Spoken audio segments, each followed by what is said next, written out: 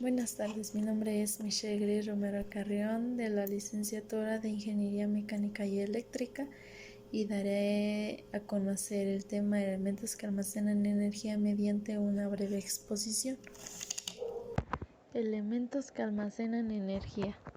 El inductor es un componente eléctrico pasivo de dos terminales que se opone a los cambios bruscos de corriente y almacena energía en un campo magnético cuando la corriente eléctrica fluye a través de él. El inductor está compuesto por diversas partes: pieza polar, que es la parte del circuito magnético situada entre la culata y el entrehierro, incluyendo el núcleo y la expansión polar. El núcleo es la parte del circuito magnético rodeada por el desvanecido inductor. El devanado inductor es el conjunto de espiras destinado a producir el flujo magnético. Expansión polar es la parte de la pieza polar próxima al inducido y que bombardea al entrehierro. El polo auxiliar o de conmutación es un polo magnético suplementario provisto o no de devanadas y destinado a mejorar la conmutación. Suelen emplearse en las máquinas de mediana y gran potencia. La culata es una pieza de sustancia ferromagnética no rodeada por devanas y destinadas a unir los polos de la máquina. El capacitor es un dispositivo que se utiliza para almacenar energía en un campo eléctrico interno. Su función es almacenar una carga de energía que pueda ser liberada de forma rápida. La carga y descarga de un capacitor es muy útil para alimentar un motor eléctrico y, al igual que son muy eficientes para los mecanismos diversos y que se necesitan de incremento rápido de energía y no afectar su velocidad. Es un componente electrónico pasivo y su uso es frecuentemente tanto en circuitos electrónicos como en analógicos y digitales. Las partes de un capacitor son las placas metálicas, dielectro o aislante y la carcasa de plástico. Conexión de inductores y capacitores, análisis de mallas y nodos en serie, paralela y mixta. Los capacitores en serie, la capacitancia equivalente de capacitores conectados en serie es el recíproco de la suma de los recíprocos de las capacitancias individuales, tal como resulta de la reducción de resistores conectados en paralelo. Los capacitores en paralelo es la suma de las capacitancias individuales, tal como resulta de la reducción de resistores conectados en serie. Y los capacitores mixtos es una mezcla de componentes que se acomodan de tal forma que llegan de forma a una combinación de condensadores agrupados de tal forma que la circulación de la corriente no se hace en un solo sentido a lo largo de toda su trayectoria. El análisis de mallas es el camino cerrado que forman dos o más ramas de un circuito. Que esto ocurre porque la suma de todas las subidas de tensión deben ser igual a la suma de todas las caídas de tensión. El análisis de nodos es el punto de unión entre tres o más ramas, que es la suma de las corrientes entrantes a un nodo debe ser igual a la suma de todas las corrientes salientes. Un ejemplo de una malla es calcular la intensidad 3. El primer paso es hacer un diagrama para definir corrientes de malla. Después se obtienen las ecuaciones de cada malla. La ecuación de la malla 1 queda como 9i1 menos 3i2 es igual a 42. Y la ecuación de la malla 2 queda como menos 3i1 más 7i2 es igual a 10. Después se resuelven las ecuaciones mediante el método de determinantes. Y eso, la malla 1 queda como 6 amperes, la malla 2 a 4 amperes y la respuesta para calcular la intensidad 3 es igual a 2 amperes. El ejemplo de nodos es dada la red. En la siguiente figura encuentre I1, I2 y voltaje total. Se calcula el voltaje total mediante la ley de Ohm y eso da resultado como 24 ohms. Luego se calcula el divisor de corriente de I1 y de I2. I1 va a valer 600, I2 vale 300. Dualidad y linealidad de este tipo de circuitos.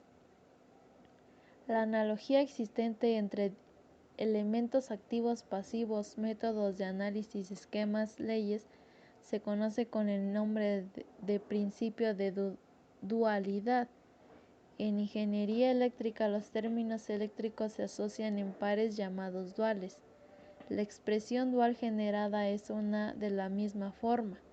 El dual de una relación se forma intercambiando tensión y corriente en una expresión. Algunos ejemplos es como tensión, corriente, circuito paralelo, circuito serie. Este teorema es de gran utilidad cuando se analizan circuitos complejos formados por diversas redes pasivas, puesto que permite simplificar el esquema inicial del circuito. Los circuitos duales son duales si las ecuaciones de malla que se caracterizan a uno de ellos tienen la misma forma matemática que las ecuaciones de nodo que caracterizan al otro circuito. Los circuitos duales exactos. Dos circuitos duales exactos si cada una de las ecuaciones de malla de uno de ellos, además de tener la forma matemática, es numéricamente idéntica con la correspondiente ecuación de nodos del otro circuito. La linealidad es una propiedad de un elemento que describe una relación lineal entre causa y efecto. Un circuito lineal es aquel que se compone únicamente de fuentes independientes, fuentes dependientes lineales y elementos lineales. La propiedad de linealidad, como P es igual a I2R es igual a V2 sobre R, lo que hace de ella una función cuadrática más que lineal. La relación entre potencia y tensión no es lineal. Los teoremas cubiertos no son aplicables para la potencia.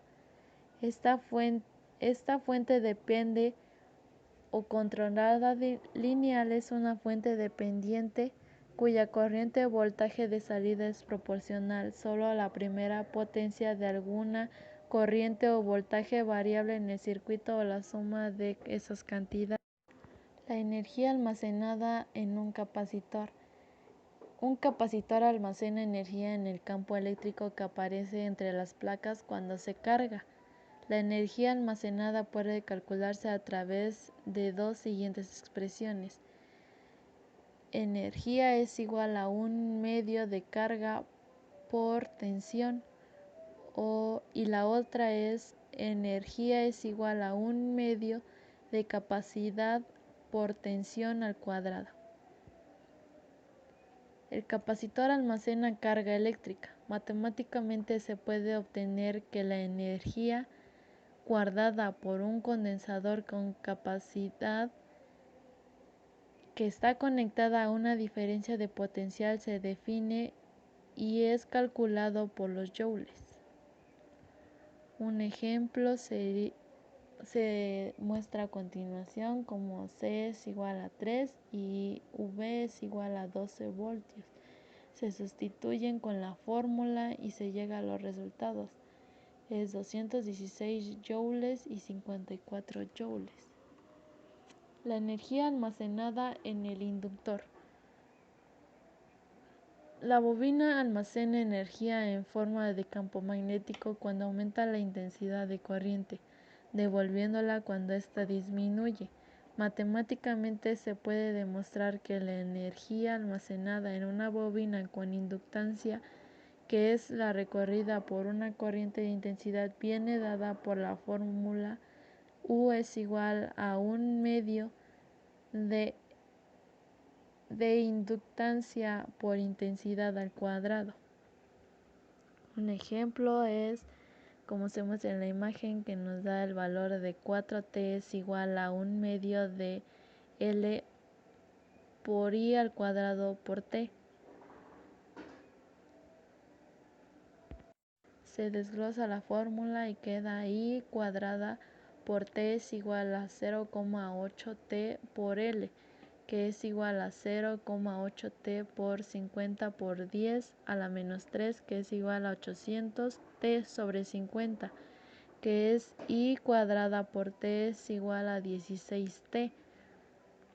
Se sigue desglosando y sale raíz cuadrada de I cuadrada por t, que es igual a la raíz cuadrada de 16t.